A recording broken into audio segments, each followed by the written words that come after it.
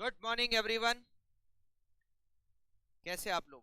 Chapter working capital management और working capital management में हम कर चुके हैं ट्रेडिशनल मेथड का पहले टाइप के क्वेश्चन हम कर चुके हैं। मैंने आपको बताया था कि ट्रेडिशनल मेथड में 3 टाइप के क्वेश्चन बनते हैं, एक टाइप के हो चुके हैं।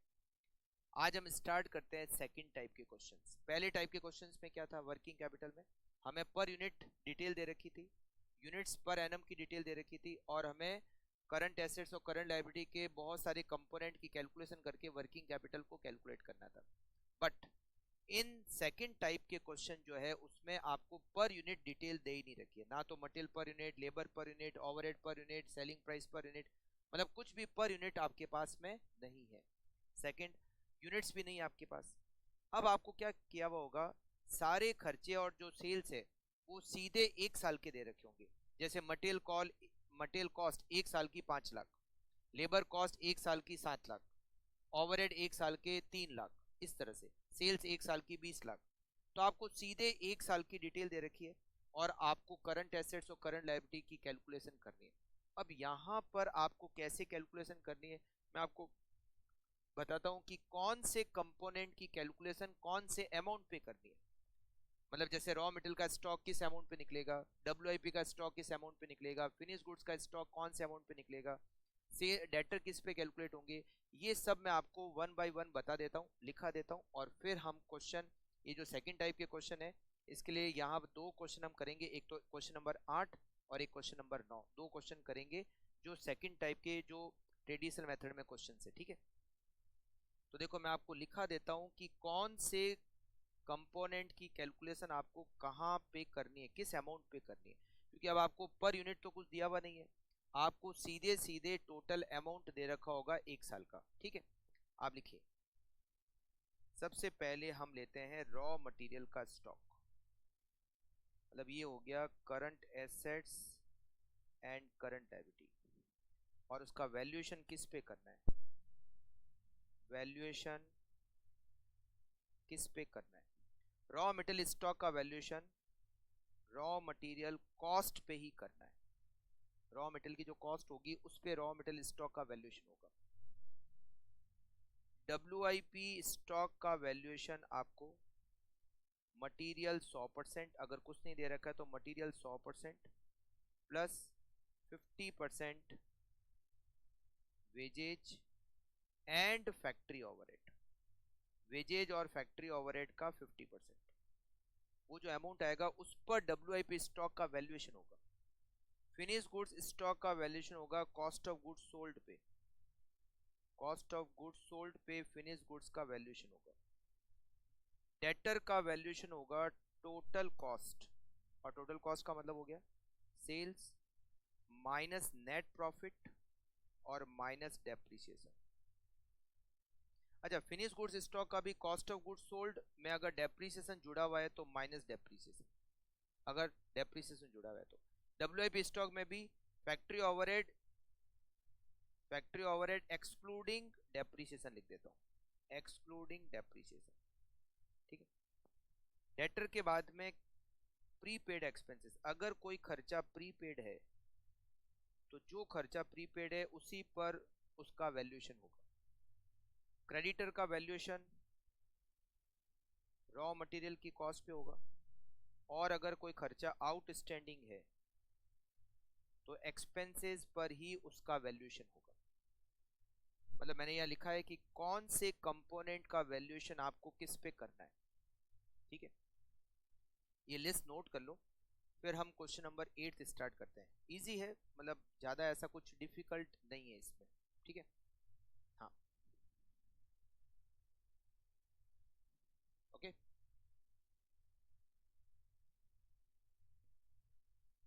देखते हैं क्वेश्चन नंबर 8। ये क्रैकर का क्वेश्चन नंबर 31 है। Question number 8, X limited sales goods at a GP of 20%, GP की रेट दे रखी है 20%। It include depreciation as part of cost of production, cost of production में डेप्रीसिएशन इंक्लूडेड है। The following figure for the 12 month period ending 31st December 2013 are given to enable you to ascertain the requirement of working capital of the company on a cash cost basis. in your working you are required to assume that a safety margin of 15% will be maintained.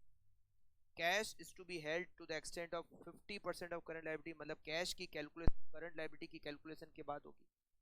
Raw material का stock और finish goods का stock 1 महीने की requirement जितना रखता है. Sales आपको दे रखी है 2 मंथ क्रेडिट, मतलब डेटर का टाइम पीरियड 2 महीने. ये जो 27 लाख है ये तो पूरे साल भर की सेल्स है, मगर डेटर की कैलकुलेशन 2 महीने की मतलब जैसे हम पहले जो क्वेश्चन करते थे कि ये इतने टाइम पीरियड का, ये इतने टाइम पीरियड का, तो ये जो 2 मंथ क्रेडिट लिखी है इसका मतलब है डेटर 2 महीने के बराबर है. रॉ मटेरियल 6,75,000 ये तो 1 साल की कॉस्ट है, और सप्लायर 2 महीने की क्रेडिट, मतलब सप्लायर 2 महीने के बराबर है. वेजेज 540 1 साल का है, बट ये लिखा हुआ है paid at the beginning of the next month, मतलब 1 महीने का आउटस्टैंडिंग हो जाएगा. जिस मंथ का होता है उसका अगले महीने पे करते हैं, तो 1 महीने का आउटस्टैंडिंग. मैन्युफैक्चरिंग एक्सपेंसेस आउटस्टैंडिंग, ये जो 60,000 है ये आउटस्टैंडिंग दे रखा है, और आगे लिखा हुआ है 1 मंथ आउटस्टैंडिंग, तो ये 60,000 खुद ही आउटस्टैंडिंग ही है, और ये 1 महीने के आउटस्टैंडिंग होता है, तो इसका मतलब ये 60,000 1 महीने का खर्चा है, तो 1 साल का खर्चा हो जाएगा 7,20,000, और आउटस्टैंडिंग हो जाएगा 1 महीने का 60,000.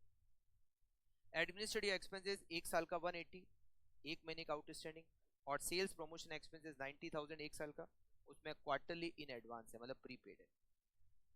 तो हमें वर्किंग कैपिटल को कैलकुलेट करना है. इसके लिए सबसे पहला वर्किंग नोट हम बनाएंगे, लिखिए आप लोग, सेल्स 27 लाख माइनस करेंगे जीपी. जीपी की रेट है 20%, 27 लाख का 20% होता है 5,40,000. रिजल्ट आएगा cost of goods sold. Cost of goods sold which is 21,60,000. Cost of goods sold में अगर मैं एडमिनिस्ट्रेटिव एक्सपेंसेस और सेलिंग एक्सपेंसेस को ऐड करूंगा तो टोटल कॉस्ट आ जाएगी. कॉस्ट ऑफ गुड्स सोल्ड में केवल ट्रेडिंग अकाउंट के एक्सपेंडिचर है, P&L के खर्चे तो नहीं है. तो कॉस्ट ऑफ गुड्स सोल्ड में जब मैं एडमिनिस्ट्रेटिव और सेलिंग जोड़ूंगा तब जाके टोटल कॉस्ट आएगी. एडमिनिस्ट्रेटिव एक्सपेंसेस दे रखे हैं 1,80,000 और सेलिंग एक्सपेंसेस दे रखे हैं 90,000, तो ये मेरी आ गई टोटल कॉस्ट. Total cost. फिर अगर मैं प्रॉफिट लिखूंगा तो मेरी सेल्स भी आ जाएगी. सेल्स मेरी सेल्स है 27 lakh, total cost 21,60,000 plus 180 plus 90, it is 24,30,000. Sales 27 lakh है तो 2,70,000 इज नेट प्रॉफिट. ये हो गया नेट प्रॉफिट, करेक्ट. अब यहाँ पर एक पॉइंट और दे रखा है कि डेप्रीसिएशन कॉस्ट ऑफ प्रोडक्शन में शामिल है. अब कहाँ कुछ अमाउंट दिया हुआ है, पूरे क्वेश्चन में कहीं पे दे रखा है डेप्रीसिएशन कितना, बट लाइन से तो पता लगता है कि डेप्रीसिएशन है इसमें. तो अब डेप्रीसिएशन कैलकुलेट करना पड़ेगा, कैसे करेंगे वो समझना. Cost of goods sold, cost of goods sold और कॉस्ट ऑफ प्रोडक्शन यहाँ कुछ अलग अलग नहीं दिया हुआ, तो एक ही बात है. कॉस्ट ऑफ गुड्स सोल्ड आपको दे रखा है 21,60,000. 21,60,000 is cost of goods sold. Cost of goods sold में जो खर्चे आते हैं, एक आता है मटेरियल की कॉस्ट, वेजेज की कॉस्ट, फैक्ट्री के ओवरहेड, और क्वेश्चन के हिसाब से डेप्रीसिएशन. लिखा हुआ है depreciation is part of cost of production. तो मटेरियल की कॉस्ट कितनी है, मटेरियल की कॉस्ट 1 साल की 6,75,000. लेबर की कॉस्ट 1 साल की कितनी है 5,40,000, 5,40,000. फैक्ट्री ओवरहेड 1 साल के 7,20,000. वो जो 60,000 दे रखा है वो तो आउटस्टैंडिंग का अमाउंट है जो कि 1 महीने के बराबर है, तो 1 साल का हो जाएगा 7,20,000. Depreciation balancing figure 21,60,000 cost of goods sold minus 675 minus 540 minus 720, 2,25,000 is depreciation balancing figure. मतलब कॉस्ट ऑफ गुड्स सोल्ड में 2,25,000 का डेप्रीसिएशन शामिल है. ठीक है, चलिए ये 2 वर्किंग नोट बनाने के बाद सीधे हम चलते हैं मेलबोर्न। आपको क्या लगता था, ऐसा बोलूंगा मैं कुछ कि सीधे चलते हैं अब मेलबोर्न, जहां पर भारत और पाकिस्तान का टेस्ट मैच चल रहा है, भारत और ऑस्ट्रेलिया का। पाकिस्तान वहां जाके नहीं खेल सकती भारत के साथ ऑस्ट्रेलिया में। तो चलिए सीधे हम चलते हैं स्टेटमेंट की तरफ, ठीक है। Statement showing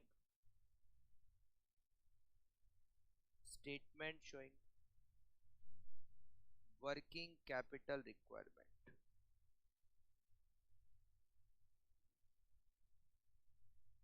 statement showing working capital requirement.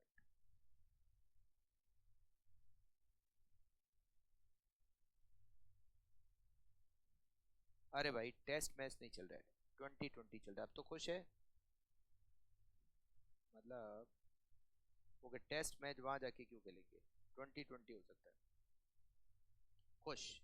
2020 चल रहा है, सीधे चलते हैं मेलबोर्न, जहां पर भारत और पाकिस्तान का 2020 मैच चल रहा है। ओके, मजा आ गया तुझे। चलिए स्टार्ट करते हैं। सबसे पहले ए पॉइंट, करंट एसेट्स।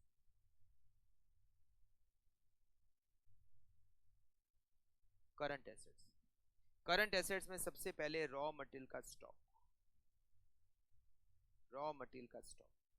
आपको रॉ मटेरियल का स्टॉक, यहाँ पॉइंट नंबर अगर आप सी में देखोगे तो लिखा हुआ है रॉ मटेरियल का स्टॉक और फिनिश गुड्स का स्टॉक 1 महीने के बराबर रखना है। अब मैंने आपको बताया कि रॉ मटेरियल का स्टॉक किस पे निकलता है, रॉ मटेरियल कॉस्ट पे निकलती है। रॉ मटेरियल की कॉस्ट कितनी है, रॉ मटेरियल की कॉस्ट है 6,75,000। 6,75,000 डिवाइडेड बाई 12 इंटू 1, 1 महीने के बराबर। 6,75,000 divided by 12 into 1 equals to 56,250। WIP का स्टॉक है ही नहीं, फिनिश गुड्स का स्टॉक। WIP का स्टॉक के बारे में कुछ नहीं दिया हुआ है, मतलब नहीं है। फिनिश गुड्स का स्टॉक भी 1 महीने के बराबर है। फिनिश गुड्स का स्टॉक इसमें निकलता है cost of goods sold excluding depreciation. Cost of goods sold 21,60,000 है और उसमें 2,25,000 का डेप्रीसिएशन है, वो हटा दिया। मतलब depreciation cost of goods sold में जुड़ा हुआ है, तो हमने cost of goods sold minus depreciation किया, फिर divided by 12 into 1। 21,60,000 minus 2,25,000 divide by 12 into 1, it is 1,61,250। 1,61,250 it is finish goods का स्टॉक। उसके बाद में डेटर। अगर आप सेल्स के ब्रैकेट में देखोगे तो लिखा हुआ है 2 मंथ क्रेडिट, 2 मंथ क्रेडिट। और सेल्स का वैल्यूएशन किस पे होता है, आपकी सेल्स दे रखी है 27 लाख, उसमें से माइनस करोगे नेट प्रॉफिट, नेट प्रॉफिट 2,70,000 है, और उसमें से माइनस करोगे डेप्रीसिएशन 2,25,000 डिवाइडेड बाय 12 इंटू 2, 2 महीने के बराबर। 27 lakh minus 2,70,000 minus 2,25,000 divide by 12 into 2 equals to 3,67,500। ये हो गए हमारे डेटर्स। डेटर्स के बाद में यहाँ पर प्रीपेड सेल्स एक्सपेंसेस। अगर आप सेल्स प्रमोशन एक्सपेंसेस देखोगे तो वो दिए हुए 90,000 और ब्रैकेट में लिखा हुआ है क्वार्टरली एडवांस। क्वार्टरली का मतलब 3 महीने, 3 महीने प्रीपेड है, तो divided by 12 into 3 equals to 22,500। Cash balance बाद में कैलकुलेट होगा, वो करंट लायबिलिटी के कैलकुलेट होने के बाद कैलकुलेट होगा। तो यहाँ लिख देते हैं टोटल ए, लिख तो देते, करेंगे बाद में। फिर हम कैलकुलेट करते हैं यहाँ पर करंट लायबिलिटी को। बहुत सारी करंट लायबिलिटी है यहाँ पे, करंट लायबिलिटीज, करंट लायबिलिटीज में क्रेडिटर किस पे कैलकुलेट होता है, रॉ मटेरियल की कॉस्ट पे। रॉ मटेरियल की कॉस्ट है 6,75,000 और रॉ मटेरियल की कॉस्ट के आगे ही ब्रैकेट में लिखा हुआ है 2 month credit, supplier credit 2 month. तो 6,75,000 divided by 12 multiply by 2, 6,75,000 divided by 12 multiply by 2 equals to 1,12,500। ये हो गए creditor. Outstanding wages, wages next month pay करते हैं, मतलब एक महीने की आउटस्टैंडिंग है 5,40,000 एक साल की है, divided by 12 into 1, it is 45,000 outstanding wages. Outstanding factory overhead, factory overhead हमें क्वेश्चन में आउटस्टैंडिंग ही दे रखे हैं 60,000, वो तो हमने आउटस्टैंडिंग से एक साल का खर्चा निकाला, आउटस्टैंडिंग सीधे क्वेश्चन में दे रखा है। Outstanding administrative overhead, administrative overhead दे रखे हैं 1,80,000 और ये 1 मंथ के आउटस्टैंडिंग दे रखे हैं, तो multiply by 1 divided by 12, 15,000 outstanding. इससे हमें total B 1,12,500 plus 45,000 plus 60,000 plus 15,000 equals to 2,32,500। इसका 50% cash, 50% cash,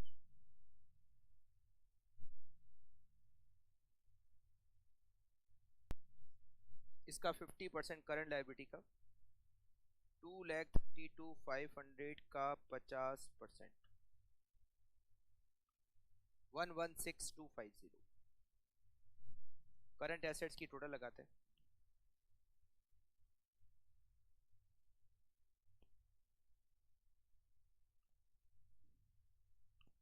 723,750। Current liability minus करेंगे 491,250। Working capital A minus B, इसमें ऐड करेंगे safety margin, safety margin, safety margin जो है वो है 15%, 15% का सेफ्टी मार्जिन है।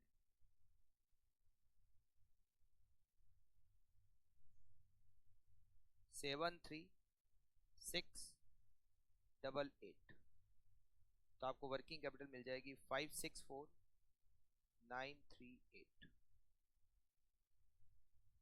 जो working capital A minus B है उसका 15% ऐड किया तो हमें आंसर मिल गया। ठीक है, मतलब इसमें क्या था ना, तो पर यूनिट कुछ डिटेल थी, material per unit, labour per unit, overhead per unit, सब कुछ पर यूनिट कुछ था ही नहीं, सीधे टोटल अमाउंट ही दे रखे हैं। रॉ मटेरियल का एक साल का एक्सपेंडिचर, वेजेज का एक साल का एक्सपेंडिचर, ओवरहेड का एक साल का एक्सपेंडिचर, एक साल की सेल, सीधे यूनिट्स भी नहीं थी, पर यूनिट भी नहीं था, सीधे सीधे हमें हर एक कंपोनेंट का वैल्यूएशन सीधे सीधे अमाउंट पे करना है। बस आपको यहाँ ये ध्यान रखना है कि किस कंपोनेंट का वैल्यूएशन किस पे करना है।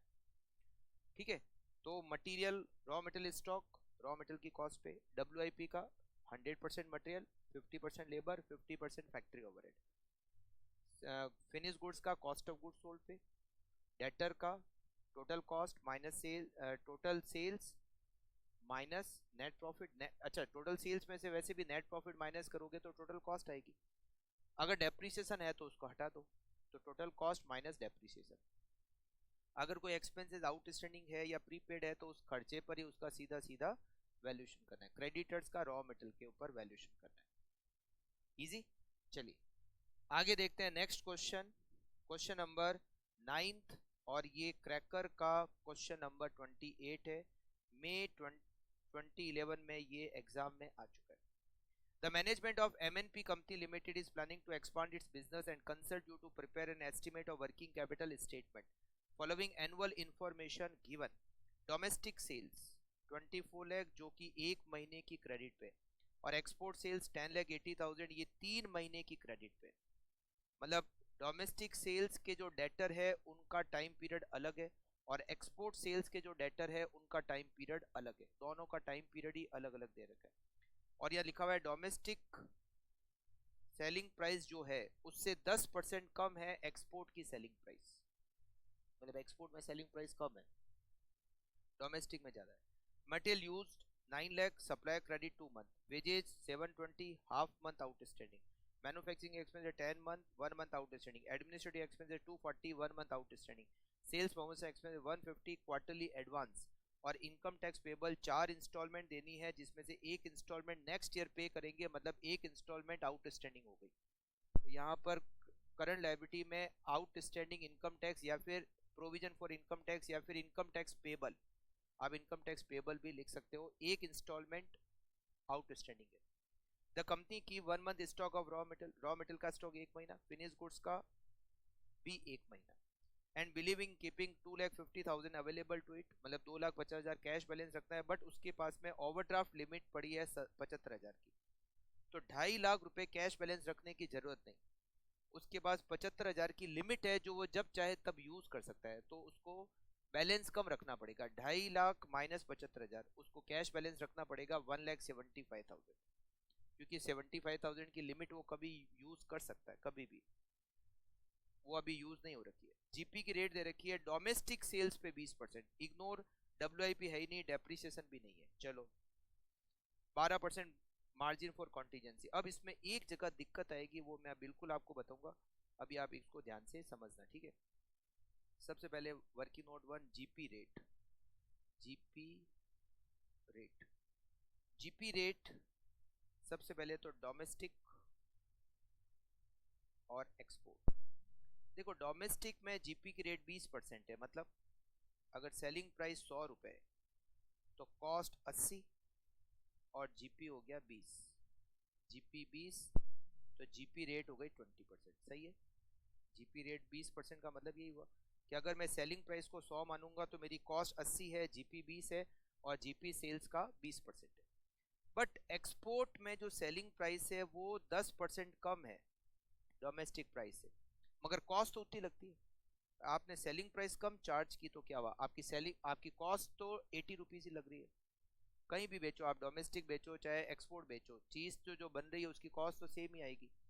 इसका मतलब है कि यहाँ पर जीपी हुआ 10 रुपए, तो जीपी की रेट क्या हुई, जीपी रेट कैसे निकालते हैं, GP divided by sales into 100, तो 10 में 90 का डिवाइड करो आप, 10 डिवाइडेड बाय 90 इंटू 100, जीपी की रेट हो गई 11.1111%, मतलब एक्सपोर्ट सेल्स में जो जीपी रेट है वो 11.1111% है, जबकि डोमेस्टिक में वो जीपी की रेट जो है वो 20% है।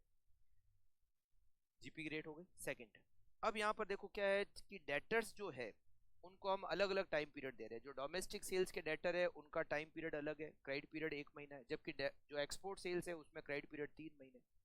तो हमें डेटर्स डोमेस्टिक अलग कैलकुलेट करने पड़ेंगे, डेटर्स एक्सपोर्ट अलग कैलकुलेट करने पड़ेंगे।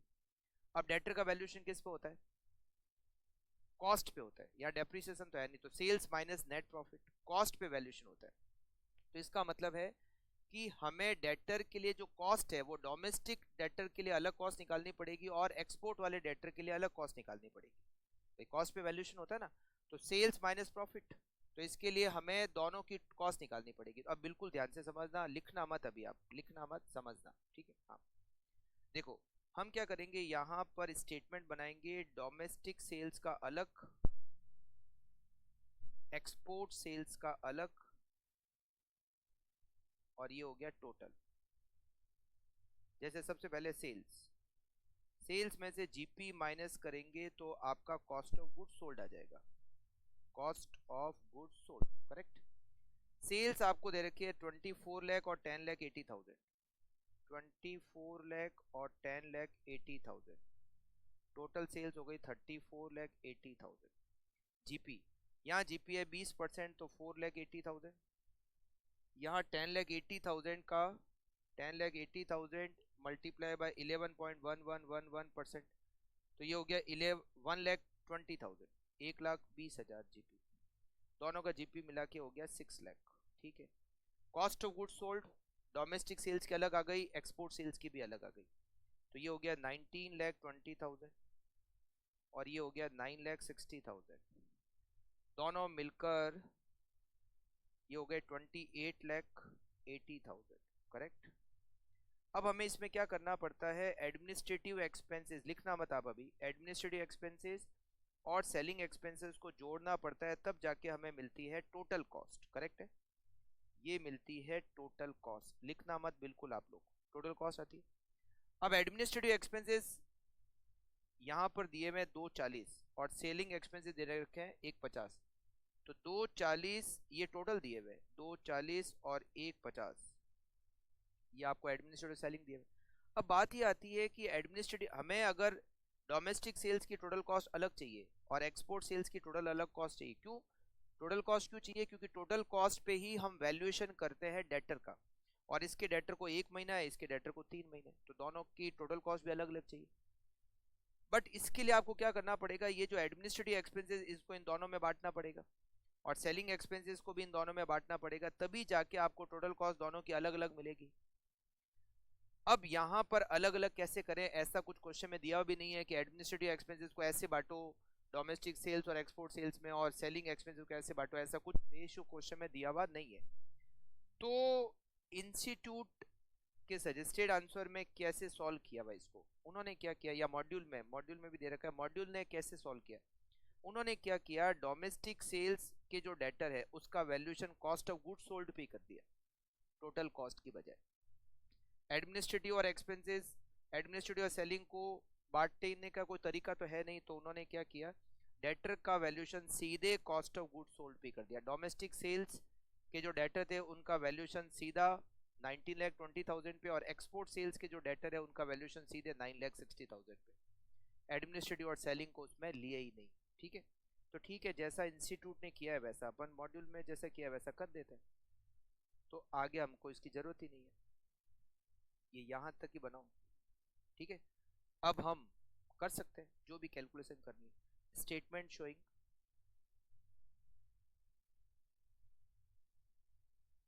हाँ बांटने में जैसे एडमिनिस्ट्रेटिव और सेलिंग, एडमिनिस्ट्रेटिव को कॉस्ट ऑफ गुड्स सोल्ड के रेशियो में बांट सकते हैं, और जो सेलिंग है उसको सेल्स के रेशियो में बांट सकते हैं, बट जब नहीं किया मॉड्यूल ने तो अपन फिर क्यों माथापच्ची करें, जैसा उन्होंने किया वैसा हम कर लेते। स्टेटमेंट शोइंग, और अच्छा ऐसा 2 बार क्वेश्चन आ चुका है।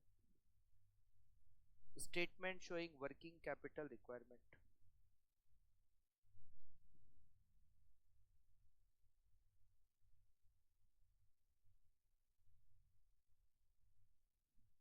तो डेटर का वैल्यूएशन, हाँ फिनिश गुड्स का valuation cost of goods sold पे होता है, मगर डेटर का valuation cost of goods sold पे नहीं होता है, टोटल कॉस्ट पे होता है।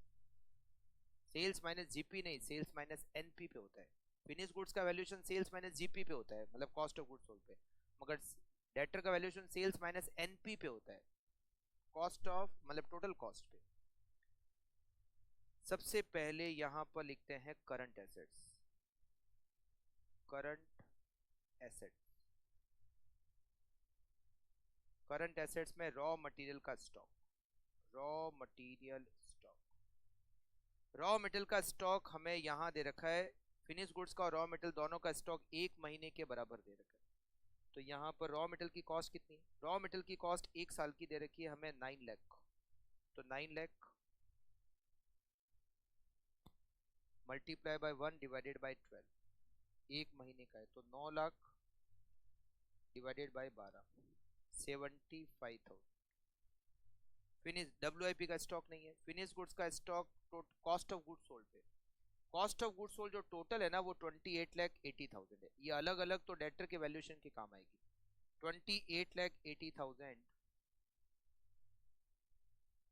Multiply by 1 divided by 12, it is 2,40,000। Debtor domestic sales, debtor domestic sales, domestic sales में कॉस्ट ऑफ गुड्स सोल्ड कितनी है, 19,20,000 multiply by 1 divided by 12। Domestic sales में डेटर को 1 महीने का टाइम पीरियड देता है, इट इज 1,60,000। और debtor export sales, debtor export sales, export sales की कॉस्ट ऑफ गुड्स सोल्ड है 9,60,000, मगर यहाँ हम 3 महीने का टाइम पीरियड देते हैं, 9,60,000 divide by 12 into 3, it is 2,40,000। फिर इसके अलावा यहाँ पर है prepaid sales promotion expenses, prepaid sales promotion expenses, sales promotion expenses आपको यहाँ दे रखे हैं 1,50,000, और ये क्वार्टरली एडवांस है, मतलब 3 महीने का एडवांस है, तो 1,50,000 मल्टीप्लाई बाय 3 डिवाइडेड बाय 12, 37,500। फिर cash balance 2,50,000 minus 75,000 overdraft facility available है। तो आप कैश बैलेंस कम भी मेंटेन कर सकते हो, क्योंकि अगर जरूरत पड़ेगी तो ओवरड्राफ्ट ले लेंगे। 175 total A 75,000 plus 2,40,000 plus 1,60,000 plus 2,40,000 plus 37,500 और plus 1,75,000, it is 927,500। then B point, current liabilities, current liabilities, current liabilities में क्रेडिटर्स, क्रेडिटर्स हमें यहाँ दे रखे हैं। अगर आप मटेरियल यूज के आगे ब्रैकेट में देखोगे तो लिखा हुआ है सप्लायर क्रेडिट 2 मंथ। तो 9 lakh divide 9 lakh multiply by 2 divided by 12 equals to 1,50,000। Outstanding wages, wages क्या आप आगे देखोगे ब्रैकेट में लिखा हुआ है half month outstanding 7,20,000, 7,20,000 multiply by 0.5 divided by 12 equals to 30,000। Outstanding manufacturing expenses, manufacturing expenses लिखे हुए 10,80,000 और ये 1 मंथ की आउटस्टैंडिंग है, it is 90,000। Outstanding administrative expenses, outstanding administrative expenses 2,40,000 दे रखे और ये 1 मंथ की आउटस्टैंडिंग है। 2,40,000 multiply by 1 divided by 12, 20,000। Income tax payable, income tax payable, income tax payable, income tax total होता है 225। एक इंस्टॉलमेंट, टोटल 4 इंस्टॉलमेंट में से एक इंस्टॉलमेंट नेक्स्ट ईयर ड्यू होगी तो एक इंस्टॉलमेंट आउटस्टैंडिंग हो गई। 2,25,000 multiply by 1 divided by 4, 2,25,000 divided by 4, 56,250, 20,000, 90,000, 30,000, 1,50,000, 3,46,250। Working capital A minus B 581,250 plus safety margin,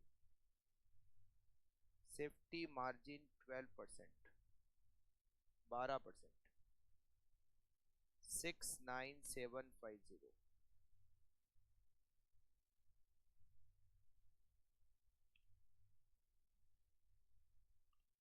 $6,51,000 working capital,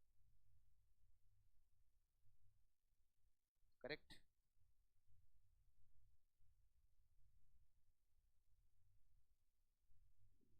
सारे पॉइंट हो गए, लिखना है, चलो कोई बात नहीं, यहाँ से लिख लीजिए।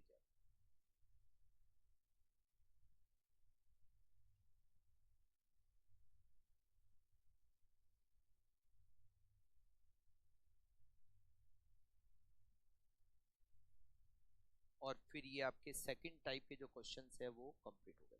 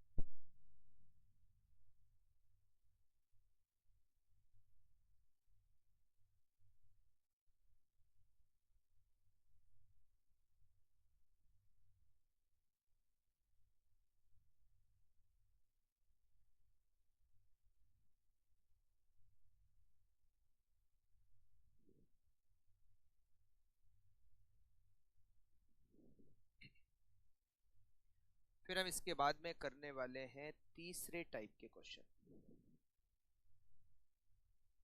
बस फ्री मेथड खत्म, मतलब ट्रेडिशनल मेथड खत्म, और हमारे जो पहला टॉपिक था वर्किंग कैपिटल को एस्टिमेट करना वो भी कंप्लीट हो जाएगा।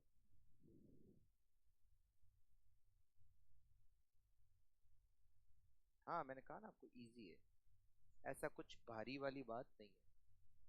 अब वो क्या है, वैरायटी ऑफ क्वेश्चंस है ना, जैसे ट्रेडिशनल मेथड में 3 टाइप के क्वेश्चंस हो जाते हैं, तो थोड़ा सा वो बहुत बार कंफ्यूजन वाली बात हो जाती है कि क्योंकि तीनों टाइप के क्वेश्चन में अलग अलग तरीका है सॉल्व करने का, तो फिर वहां पे थोड़ा बहुत कोई कंफ्यूजन हो सकती है। प्रैक्टिस करो तो ठीक हो जाता है। ओके, अब हम लास्ट टाइप के क्वेश्चन करने वाले हैं। उसमें नया पॉइंट क्या, देखो अभी तक हमने जो वर्किंग कैपिटल को एस्टिमेट किया है वो एक ऐसे बिजनेस की वर्किंग कैपिटल को हम एस्टिमेट कर रहे हैं जो रनिंग बिजनेस है, मतलब पिछले साल भी था, इस साल वर्किंग कैपिटल कितनी होगी वो कैलकुलेट कर रहे हैं। अब जो थर्ड टाइप के क्वेश्चन है उसमें वर्किंग कैपिटल को कैलकुलेट करना एक ऐसे बिजनेस के लिए जिसका ये बिजनेस का पहला साल है, फर्स्ट ईयर है। अब फर्स्ट ईयर में कुछ चीजें इंप्लाइड हो जाती है। क्या, ओपनिंग किसी का भी नहीं है, ओपनिंग रॉ मटेरियल का स्टॉक भी नहीं है, ओपनिंग डब्ल्यूआईपी का स्टॉक भी नहीं है, ओपनिंग फिनिश गुड्स का स्टॉक भी नहीं है, क्योंकि पहला साल है। पहला साल है तो ओपनिंग तो हो नहीं सकते, तो ओपनिंग सब कुछ जीरो, ओपनिंग डेटर भी जीरो, ओपनिंग क्रेडिटर भी जीरो, सब कुछ ओपनिंग में सब जीरो है। ठीक है, हाँ सब कुछ ओपनिंग में जीरो है।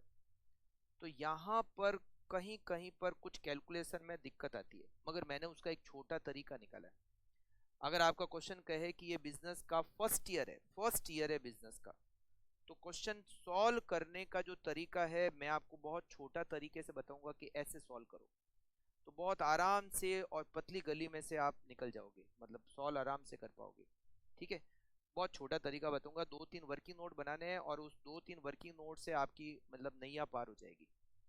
ठीक है, फर्स्ट ईयर बिजनेस का अगर उसमें वर्किंग कैपिटल को कैलकुलेट करना पड़े तो कैसे होगा, वही करंट एसेट्स और करंट लायबिलिटी पता करनी है, बट उसकी कैलकुलेशन करने से पहले आपको कुछ वर्किंग नोट स्टेटमेंट बनाना है। बट स्टेटमेंट बनाने से पहले भी आपको कुछ वर्किंग नोट बनाने हैं, 2 या 3 वर्किंग नोट बनेंगे जिससे कि आपका पूरा क्वेश्चन एकदम इजी हो जाएगा। अगर आप ध्यान रखना क्वेश्चन में अगर बिजनेस का फर्स्ट ईयर है तो क्वेश्चन नंबर 10 मई 2018 में आ रखा है और ये क्रैकर का क्वेश्चन नंबर 30 है।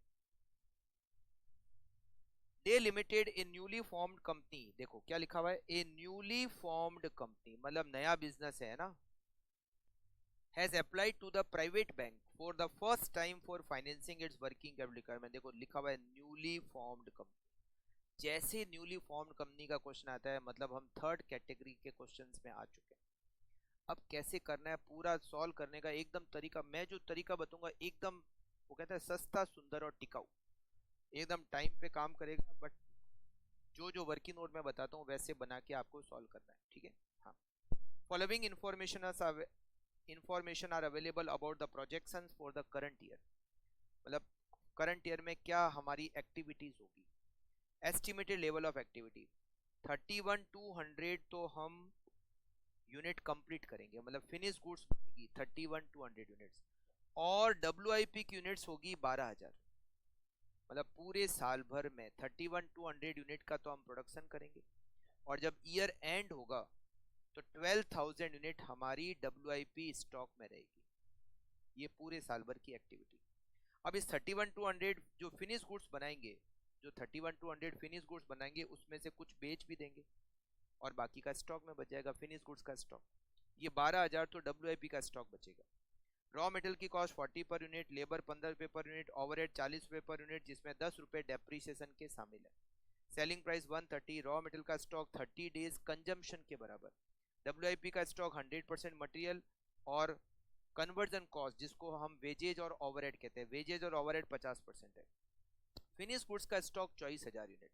ये फिनिश गुड्स का स्टॉक कहाँ से आया, ये जो आपने प्रोडक्शन किया है 31,200 यूनिट, इसी में से 24,000 का स्टॉक बच गया, मतलब 31,200 यूनिट हमने बनाई, उसमें से 24,000 स्टॉक में बच गई, बाकी की जो 7,200 यूनिट है वो हमने बेच दी। तो सेल्स की यूनिट जो आएगी वो होगी 7,200 यूनिट। ठीक है। प्रोडक्शन की यूनिट होगी 31,200 और सेल्स की यूनिट होगी 7,200। क्रेडिट अलाउड बाय सप्लायर, ये क्रेडिटर का time period 30 days. Credit allowed to purchaser, purchaser मतलब हमारे डेटर, 60 डेज का टाइम पीरियड। आउटस्टैंडिंग वेजेज 15 दिन। Cash balance 2 lakh. 360 डेज माने एक साल में। Wages and overhead accrue similarly all sales are on credit, you are required to calculate the net working capital requirement on cash cost basis, मतलब depreciation नहीं लेना है, profit को भी नहीं लेना है, ठीक है। देखो सबसे पहला वर्किंग नोट, देखो हमारे 3 खर्चे हैं, कौन कौन से। एक तो खर्चा है हमारा रॉ मटेरियल का, एक हमारा खर्चा है रॉ मटेरियल का, एक हमारा खर्चा है वेजेज का, एक हमारा खर्चा है ओवरहेड का एक्सक्लूडिंग डेप्रिसिएशन, और ये हो गया हमारा टोटल, ठीक है। ये खर्चा कहाँ लगा, ये खर्चा हमारा लगा है फिनिश गुड्स बनाने में, जिसकी हमने यूनिट बनाई 31,200, 31,200 यूनिट हमने बनाई, और 12,000 यूनिट हमारी WIP की है। तो इनको बनाने में क्या खर्चा लगा मटेरियल का, क्या वेजेज, क्या ओवरहेड और कितना टोटल, ये हम कैलकुलेट करते हैं, ठीक है। तो देखो सबसे पहले तो हम यहाँ पर मटेरियल की कॉस्ट देते हैं। मटेरियल का खर्चा लगता है 40 रुपए पर यूनिट। तो 31,200 यूनिट हम बनाएंगे, 31,200 इंटू 40, 31,200 इंटू 40, मटेरियल की कॉस्ट 12,48,000 लगी 31,200 यूनिट बनाने में। फिर 15 रुपए पर यूनिट लेबर, तो 31,200 इंटू 15, 4,68,000 लेबर की कॉस्ट, और फिर 31,200 मल्टीप्लाई बाय 30, ओवरहेड 40 रुपए दे रखे हैं मगर उसमें 10 रुपए डेप्रिसिएशन के हटाई दो, 30 लेते हैं, 936, मतलब हमने ओवरहेड को लिए, डेप्रिसिएशन को लिया ही नहीं। तो ये कितना हो गया, देखो जो हमने 31,200 यूनिट्स बनाई है उसमें 1248 का तो मटेरियल, 468 की लेबर और 936 के ओवरहेड, सब टोटल मिलकर 26,52,000 का खर्चा लगा है। और जो लास्ट में जाके 12th फिनिश गुड्स का स्टॉक वो इसी में से बचा है। ये जो 31,000 31,200 यूनिट्स बना रहे हैं ना, इसी में से 24,000 यूनिट फिनिश गुड्स की बच जाएगी और बाकी की 7,200 हम बेच देंगे। हाँ ठीक है, मतलब ये जो 31,200 है उसमें 24,000 फिनिश गुड्स का स्टॉक और 7,200 यूनिट सेल्स की यूनिट है, तो हम उसका बनाने का खर्चा ले रहे हैं। अच्छा WIP 12,000 यूनिट, 12,000 इंटू 40, 4,80,000 का उसमें मटेरियल लगा। अब वेजेज आधी लगी है, वेजेज वैसे लगती है 15 रुपए पर यूनिट, उसमें आधी लगी मतलब 7.5 रुपए पर यूनिट, तो 12,000 इंटू 7.5, 90,000। ओवरहेड भी आधा लगे, ओवरहेड लगते हैं डेप्रिसिएशन को हटा के 30 रुपीज, 30 का आधा 15 रुपए, 12,000 इंटू 15, 1,80,000।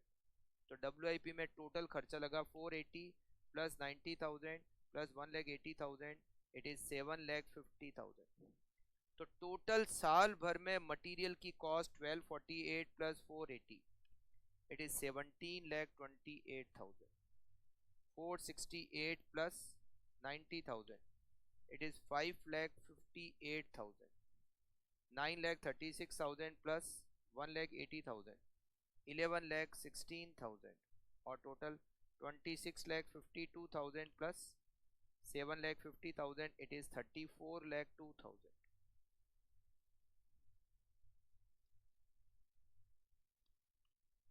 Correct, okay. ये पहला वर्किंग नोट, मतलब हमने एक साल के खर्चे निकाल लिए। अब दूसरा वर्किंग नोट, फिनिश गुड्स का प्रोडक्शन कितना हुआ। फिनिश गुड्स का प्रोडक्शन हुआ 31,200, इसमें से फिनिश गुड्स का स्टॉक कितना बचा। फिनिश गुड्स का स्टॉक दे रखा है 24,000, तो इसका मतलब है हमने कितनी यूनिट सेल की, सेल्स की यूनिट हो गई 7,200। ये आपका दूसरा वर्किंग नोट बना। अब एक बनेगा लास्ट वर्किंग नोट तीसरा, और वो है कॉस्ट स्टेटमेंट। हम लोगों ने जब ऑपरेटिंग साइकिल मेथड पढ़ा था तो मैंने आपको कॉस्ट स्टेटमेंट का एक फॉर्मेट बताया था, याद है। कॉस्ट स्टेटमेंट का एक फॉर्मेट था, सबसे पहले उसमें क्या आता है, रॉ मटेरियल आता है, सबसे पहले उसमें क्या आता है, रॉ मेटेरियल, फिर वेजेज, फिर मैन्युफैक्चरिंग ओवरहेड। इन तीनों को जोड़कर उसमें ऐड करते हैं ओपनिंग डब्ल्यूआईपी, लेस करते हैं क्लोजिंग डब्ल्यूआईपी। ओपनिंग डब्ल्यूआईपी तो है नहीं बट क्लोजिंग डब्ल्यूआईपी तो है।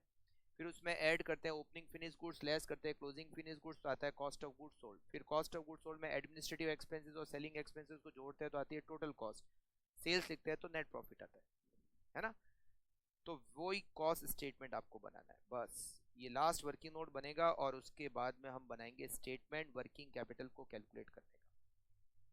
सबसे पहले मटेरियल की कॉस्ट, वेजेज की कॉस्ट और फैक्ट्री के ओवरहेड डेप्रिसिएशन को हटा के, हाँ डेप्रिसिएशन को हम लेंगे ही नहीं। तो देखो मटेरियल की कॉस्ट ये 17,28,000, ये मटेरियल की कॉस्ट है 17,28,000।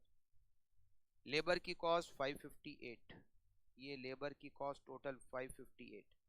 और ये ओवरहेड 11,16,000, 11,16,000 के ओवरहेड। इन तीनों की टोटल होती है 34,02,000। इसमें से आपको लेस करना है closing work in progress. Closing work in progress, देखो ये डब्ल्यूआईपी आपने ये जो लिखा ना, डब्ल्यूआईपी का टोटल वैल्यूएशन कितना हुआ, ये टोटल वैल्यूएशन है 7.5 लाख। क्लोजिंग डब्ल्यूआईपी 7,50,000 को आप माइनस करोगे तो आपको मिलेगी cost of production, cost of production 34,02,000 minus 7,50,000, 26,52,000 cost of production. इसमें हम ऐड करेंगे, अच्छा इसमें हम ऐड करते हैं ओपनिंग स्टॉक फिनिश गुड्स, वो तो है नहीं क्योंकि न्यूली स्टार्टेड बिजनेस है तो ओपनिंग तो होगा ही नहीं। इसमें से लेस करेंगे क्लोजिंग फिनिश गुड्स का stock, closing finish goods stock. अब वैल्यूएशन करेंगे, देखो ये जो 26,52,000 है वो जितना फिनिश गुड्स हमने बनाया उसकी कॉस्ट है। हमने जो फिनिश गुड्स बनाया वो है 31,200, उसमें से 24,000 स्टॉक में, 31,200 की कॉस्ट है 26,52,000। तो 24,000 की क्या कॉस्ट होगी, 26,52,000 divided by 31,200 multiply by 24,000, it is 20,40,000 closing stock finish goods. इससे रिजल्ट आएगा cost of goods sold, cost of goods sold मतलब जो गुड्स हम बेच रहे हैं उसकी कॉस्ट 6,12,000। फिर एक लाइन छोड़ के लिखेंगे सेल्स, कितनी यूनिट बेच रहे हो आप, 7,200 यूनिट बेच रहे हो। और क्या रेट में बेच रहे हो, 130 रुपए की रेट से आप बेच रहे हो। सेलिंग प्राइस दे रखी है आपको, 7,200 यूनिट आप बेच रहे हो और आप सेल कर रहे हो 130 की रेट पर। तो 7,200 multiply by 130, it is 9,36,000, 936 minus 6,12,000, तो आपका प्रॉफिट आएगा 3,24,000। ये प्रॉफिट एक्सक्लूडिंग डेप्रीसिएशन है, मतलब हमने डेप्रीसिएशन को कॉस्ट में लिए ही नहीं, वो वाला प्रॉफिट है। ये कर दिया आपने, इजी था। वही कॉस्ट स्टेटमेंट जो आपने ऑपरेटिंग साइकिल में सीखा वही बनाना है, पहला वर्किंग नोट, फिर दूसरा और तीसरा। अब statement, statement showing requirement of working capital, statement showing requirement of working capital।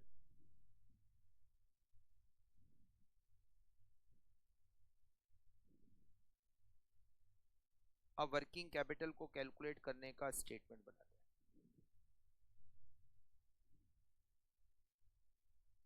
सबसे पहले करंट एसेट्स,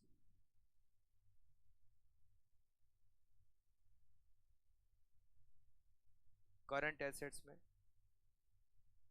रॉ मेटेरियल का स्टॉक, रॉ मेटेरियल का स्टॉक यहां पर हमें क्वेश्चन में दे रखा है 30 डेज कंजम्पशन। देखो ये लिखा हुआ है रॉ मेटेरियल का स्टॉक 30 डेज कंजम्पशन। तो रॉ मेटेरियल की कॉस्ट है कितनी, आपने जो कॉस्ट स्टेटमेंट बनाया उसमें रॉ मेटेरियल की कॉस्ट कितनी है, 17,28,000। तो 17,28,000 multiply by 30 divided by 360, 17,28,000, 1,44,000 raw material का स्टॉक। WIP का स्टॉक आपको ऑलरेडी यहाँ पर कॉस्ट स्टेटमेंट में हमने कैलकुलेट कर रखा है 7,50,000। ये WIP का स्टॉक हो गया 7,50,000। फिनिश गुड्स का स्टॉक भी हम ऑलरेडी कॉस्ट स्टेटमेंट में कैलकुलेट कर चुके हैं। ये फिनिश गुड्स का stock it is 20,40,000, 20,40,000 finish goods का स्टॉक। अब डेटर का वैल्यूएशन करते हैं टोटल कॉस्ट पे, मतलब सेल्स माइनस नेट प्रॉफिट। ये आप अच्छा यहाँ इस क्वेश्चन में एडमिनिस्ट्रेटिव और सेलिंग थे नहीं, इसीलिए cost of goods sold he total cost है, ना तो एडमिनिस्ट्रेटिव है और ना सेलिंग है। तो COGS इज टोटल कॉस्ट। कितनी है टोटल कॉस्ट? 6,12,000। डेटर का टाइम पीरियड क्या है? डेटर का टाइम पीरियड हमें यहाँ दे रखा है 60 डेज। अच्छा हमने कॉस्ट में डेप्रिसिएशन लिया ही नहीं तो माइनस करने की जरूरत ही नहीं। तो 6,12,000 multiply by 60 divided by 360 equals to 1,02,000, 1,02,000। अगर कोई एक्सपेंसेस प्रीपेड है जो कि यहाँ पर है नहीं तो कुछ है नहीं, कैश बैलेंस दे रखा है आपको सबसे लास्ट में 2 लाख रुपए, cash balance 2 lakh, cash 2 lakh, total A 1,44,000 plus 7,50,000 plus 20,40,000 plus 1,02,000 और प्लस 2 लाख, इट इज 32,36,000। इसमें से माइनस करेंगे करंट लायबिलिटी, मतलब बी पॉइंट करंट लायबिलिटीज। अब यहाँ पर सबसे अच्छा पॉइंट इस क्वेश्चन का और वो है क्रेडिटर्स। देखिए क्रेडिटर्स की कैलकुलेशन किस पे होती है? रॉ मटेरियल की कॉस्ट पे होती है, करेक्ट? रॉ मटेरियल पर हम क्रेडिटर्स की कैलकुलेशन करते हैं। बट एक होता है रॉ मटेरियल कंज्यूम्ड और एक होता है रॉ मटेरियल परचेज। एक होता है रॉ मटेरियल कंज्यूम्ड, एक होता है रॉ मटेरियल परचेज। दोनों में क्या डिफरेंस है? रॉ मटेरियल परचेज और रॉ मटेरियल कंज्यूम में क्या फर्क है? क्रेडिटर की जो कैलकुलेशन होती है ना वो रॉ मटेरियल पे होती है, रॉ मटेरियल परचेज पे होती है, ना कि रॉ मटेरियल कंज्यूम पे। हम अभी तक जितने भी क्वेश्चन किए ना पहले, हम उसमें रॉ मटेरियल कंज्यूम पे वैल्यूएशन कर रहे थे क्रेडिटर का। किस पे वैल्यूएशन कर रहे थे? रॉ मटेरियल की कॉस्ट, मतलब रॉ मटेरियल कंज्यूम पे वैल्यूएशन कर रहे थे। जबकि क्रेडिटर का वैल्यूएशन होता है रॉ मटेरियल परचेज पे, क्रेडिटर्स का कंजम्पशन पे नहीं, परचेज पे वैल्यूएशन होता है। आपने जितना खरीदा उसी पे तो क्रेडिटर होंगे ना। तो ये परचेज और कंजम्पशन में क्या फर्क है? देखो परचेज में जब हम ओपनिंग स्टॉक रॉ मटेरियल का ऐड करते हैं और क्लोजिंग स्टॉक रॉ मटेरियल का लेस करते हैं तो कंज्यूम आता है। तो क्या आता है? कंज्यूम। अब बिल्कुल इस पॉइंट को ध्यान से समझना। जब हम परचेज में रॉ मटेरियल परचेज में ओपनिंग स्टॉक रॉ मटेरियल को ऐड करते हैं और क्लोजिंग स्टॉक रॉ मटेरियल को लेस करते हैं, तब जाके हमें मिलता है रॉ मटेरियल कंज्यूम।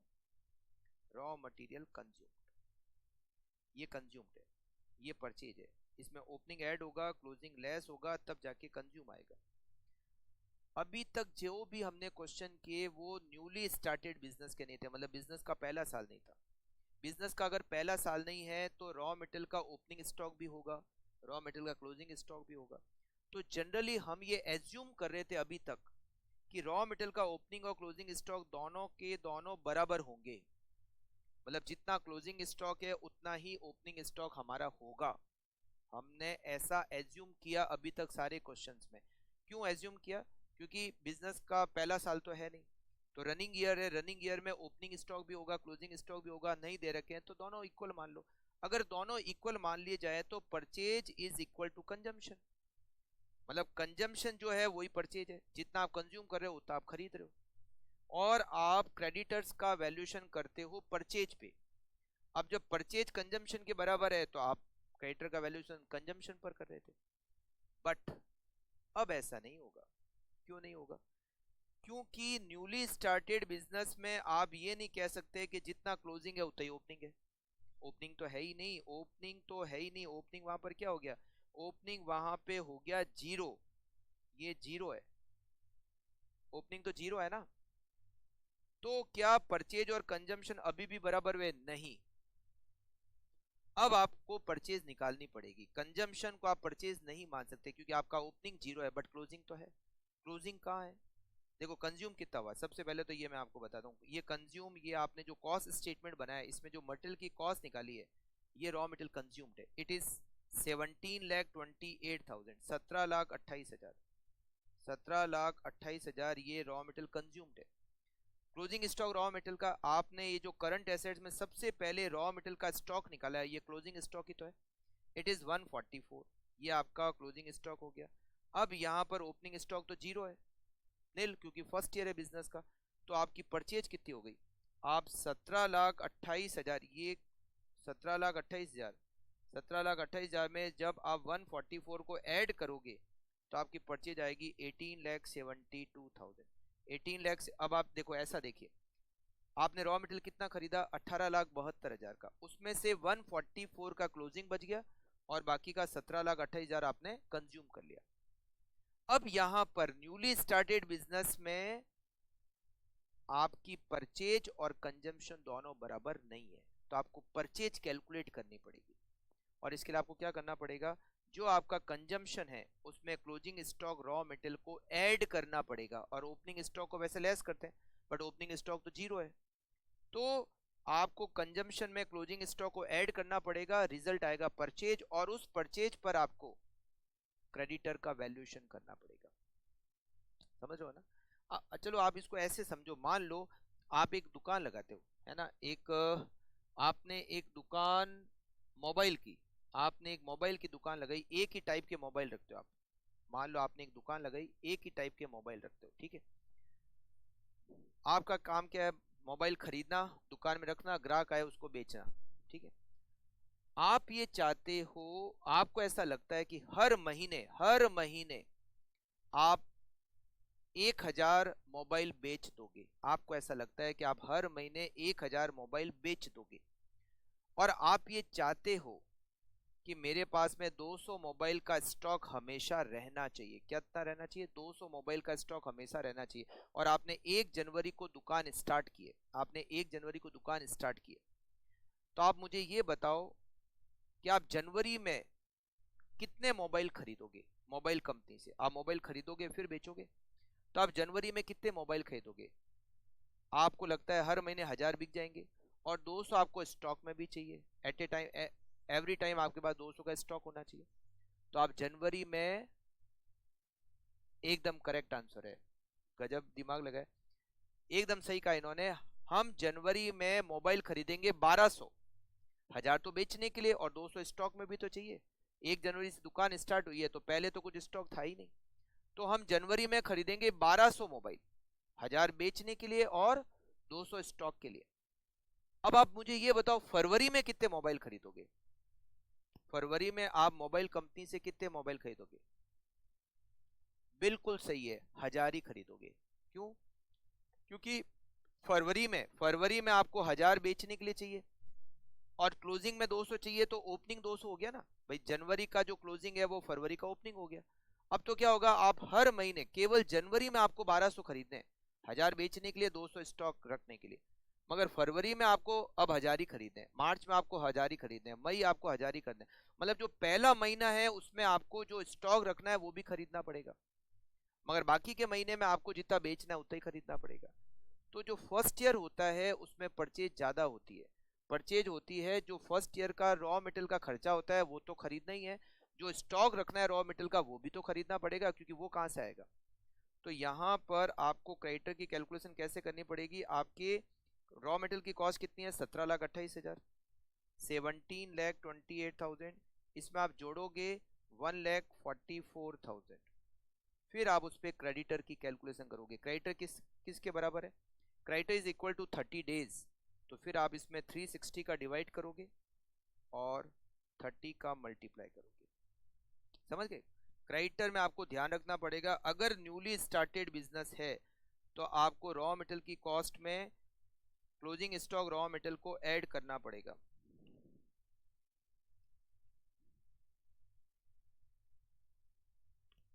$1,56,000।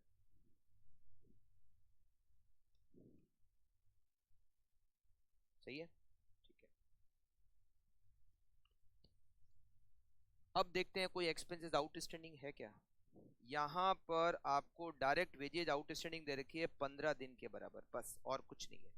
तो आप लिखोगे outstanding wages, outstanding wages is equal to 15 days. Wages कितनी है?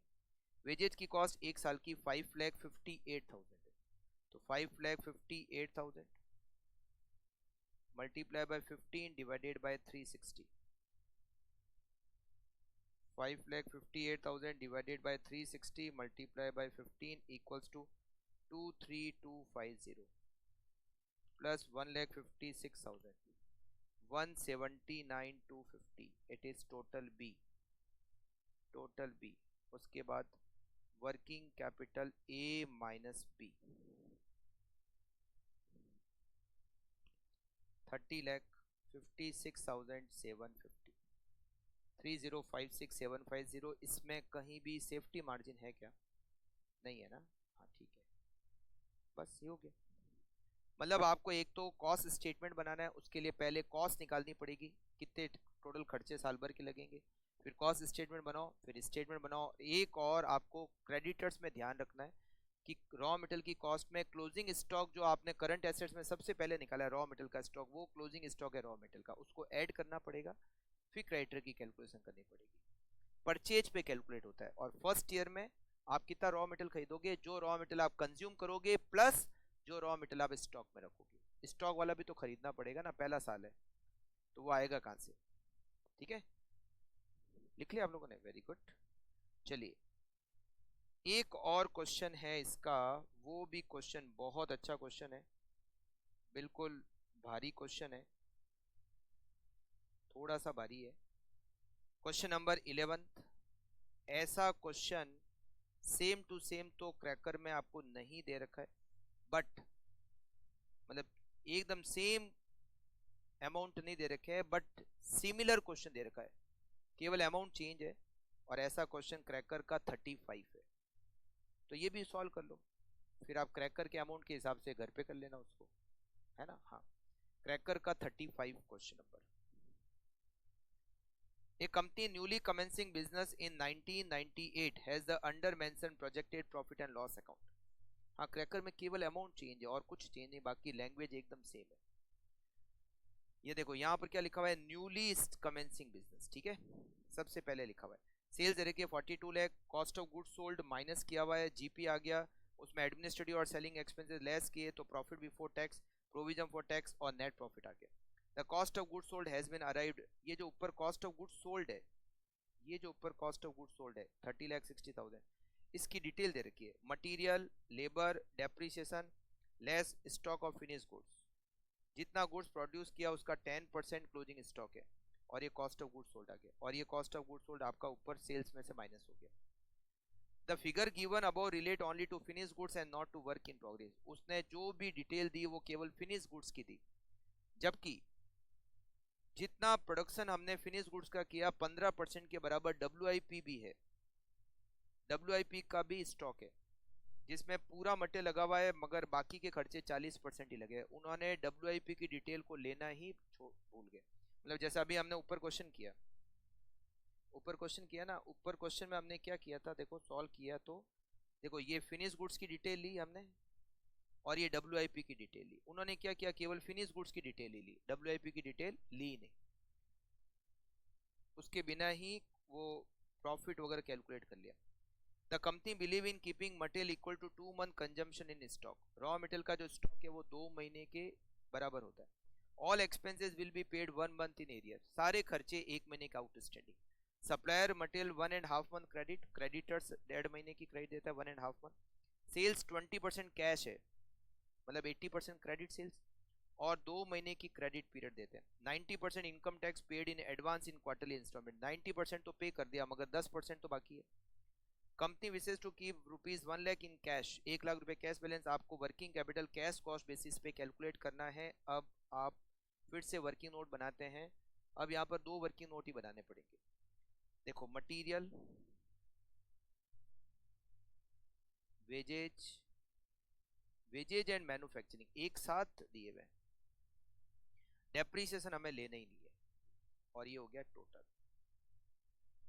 फिनिश गुड्स और WIP। यहाँ फिनिश गुड्स की क्वांटिटी नहीं दे रखी है, फिनिश गुड्स बनाने में क्या खर्चा लगा वो दिया हुआ है। ये जो 16,80,000 16,80,000 का जो मटेरियल दिया हुआ है ये फिनिश गुड्स बनाने के लिए दिया हुआ है। और ये जो 1250 की वेजेज और मैन्युफैक्चरिंग एक्सपेंसेस है ये भी फिनिश गुड्स बनाने के लिए दिया हुआ है। इन दोनों की अगर टोटल करें 1680 प्लस 1250 दोनों मिलकर होते हैं 29,30,000। अब WIP की यूनिट फिनिश गुड्स की यूनिट के 15% के बराबर है। तो अगर 16,80,000 का मटेरियल, मतलब मान लो सपोज अगर इसकी 100 यूनिट है तो इसकी 15 यूनिट है, समझ गए। अगर फिनिश गुड्स 100 यूनिट है तो WIP की यूनिट 15 है। ये लिखना मत आप लोग, मैं आपको समझाने के लिए बता रहा हूँ। अगर इसकी 100 यूनिट है तो इसकी 15 यूनिट है। तो 16,80,000 100 यूनिट को बनाने में लगा तो 15 यूनिट को बनाने में, डिवाइडेड बाय 100 इंटू 15, 2,52,000 मटेरियल लगेगा। अच्छा वेजेज और मैन्युफैक्चरिंग 12.5 लाख 100 यूनिट को बनाने में, डिवाइडेड बाय 100, तो 15 यूनिट को बनाने में इंटू 15 इंटू, मगर इसमें वेजेज और जो मैन्युफैक्चरिंग एक्सपेंसेस है वो 40% ही लगे, तो मल्टीप्लाई बाय 40%। मटेरियल पूरा लगा हुआ है इसीलिए 1680 डिवाइडेड बाय 100 इंटू 15 कर दिया, मगर वेजेज और ओवरहेड 40% ही लगे हुए, तो 1250 डिवाइडेड बाय 100 इंटू 15 इंटू 40%, तो 252 प्लस 75,000 इट इज 3,27,000। 1680 प्लस 252 19,32,000। हमने डेप्रीसिएशन को कंसिडर ही नहीं किया। 12,50,000 प्लस 75,000 इट इज 13,25,000 और दोनों की total 32,57,000। Correct. Working note number 2, सीधा कॉस्ट स्टेटमेंट। यहाँ प्रोडक्शन की यूनिट, सेल्स की यूनिट ऐसा कुछ दिया हुआ ही नहीं है, बस ये लिखा हुआ है कि जितना फिनिश गुड्स बना उसकी 10% यूनिट फिनिश गुड्स का स्टॉक है। मतलब जैसे मान लो 100 यूनिट बनाई हमने फिनिश गुड्स की, तो 90 स्टॉक में है, बाकी 10 हमने बेच दी, इस तरह से। सबसे पहले मटेरियल, मटेरियल की कॉस्ट 19,32,000। फिर wages and manufacturing expenses, wages and manufacturing expenses 13,25,000। इन दोनों को टोटल करोगे तो आएगा 32,57,000। इसमें से लेस करेंगे क्लोजिंग वर्क इन प्रोग्रेस, उसका वैल्यूएशन हमने किया, देखो ये 3,27,000, ये मैंने समझाने के लिए लिखा है ना, 3,27,000। तो ये आ गई आपकी cost of production, cost of production it is 29,30,000। Closing WIP stock हो गया ना जी, लेस, इसमें से लेस करेंगे क्लोजिंग स्टॉक फिनिश गुड्स। अब जितना गुड्स बना उसमें से 10% स्टॉक बच गया, तो 29,30,000 मान लो 100 यूनिट बनी, तो उसमें से 10 यूनिट स्टॉक में है, तो उसका वैल्यूएशन हो गया 10%, 293। यूनिट्स नहीं दे रखी है बट 100 यूनिट में से 10 यूनिट स्टॉक में बच गई, तो 100 यूनिट की अगर कॉस्ट 29,30,000 होती है तो 10 यूनिट की कॉस्ट 2,93,000। तो पीछे हो गया कॉस्ट ऑफ गुड्स सोल्ड, जो यूनिट बेची उसकी cost, cost of goods sold without depreciation है सब कुछ। 29,30,000 माइनस 2,93,000, 26,37,000। फिर हम इसमें जोड़ेंगे एडमिनिस्ट्रेटिव एक्सपेंसेस और सेलिंग एक्सपेंसेस जो कि क्वेश्चन में दे रखे, प्लस सेलिंग एक्सपेंसेस। टैक्स हमें यहाँ पर कॉस्ट स्टेटमेंट में नहीं लेना है, तो ये आ जाएगी टोटल कॉस्ट। ये जो नेट प्रॉफिट आएगा वो बिफोर टैक्स आएगा, टोटल कॉस्ट, फिर लिखेंगे सेल्स और नेट प्रॉफिट जो कि बिफोर टैक्स ही होगा। टैक्स यहाँ पर कॉस्ट स्टेटमेंट में नहीं आता। अब देखिए एडमिनिस्ट्रेटिव एक्सपेंसेस और सेलिंग एक्सपेंसेस 280 और 260, तो यहाँ लिखेंगे 280 और 260, तो हमें टोटल कॉस्ट मिलेगी। टोटल कॉस्ट कितनी हो गई? 26,37,000 प्लस 2,80,000 प्लस 2,60,000, 31,77,000। और हमारी सेल्स कितनी है?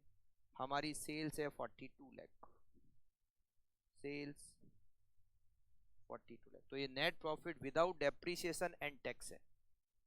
42 लाख माइनस 31,77,000, 10,23,000। स्टेटमेंट बनाते हैं।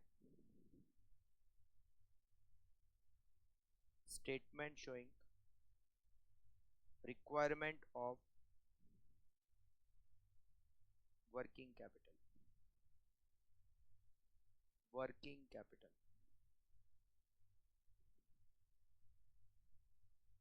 Statement showing requirement of working capital.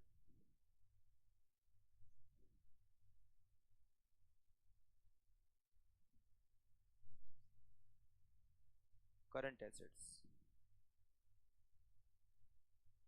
Current assets, इसमें सबसे पहले रॉ मटेरियल का स्टॉक। रॉ मटेरियल का जो स्टॉक है वो यहाँ दे रखा है हमें, देखिए लिखा company believe in keeping material equal to 2 month consumption, 2 महीने की कंजम्पशन के बराबर। तो रॉ मटेरियल की कॉस्ट है 19,32,000, 19,32,000 multiply by 2 divided by 12, 19,32,000 divide by 12 into 2, 3,22,000 raw material का स्टॉक। WIP का स्टॉक हम ऑलरेडी कैलकुलेट कर चुके हैं, फिनिश गुड्स का स्टॉक भी हम ऑलरेडी कैलकुलेट कर चुके हैं कॉस्ट स्टेटमेंट में। WIP का स्टॉक हमारा है 327 और ये 293, 327 और फिनिश गुड्स का 293। उसके बाद में डेटर, डेटर का वैल्यूएशन टोटल कॉस्ट पे होगा, मतलब सेल्स माइनस प्रॉफिट। डेप्रिसिएशन तो ऑलरेडी हमने इसमें लिए नहीं टोटल कॉस्ट में, 31,77,000। इसको पहले तो आप करोगे 80%, क्यों?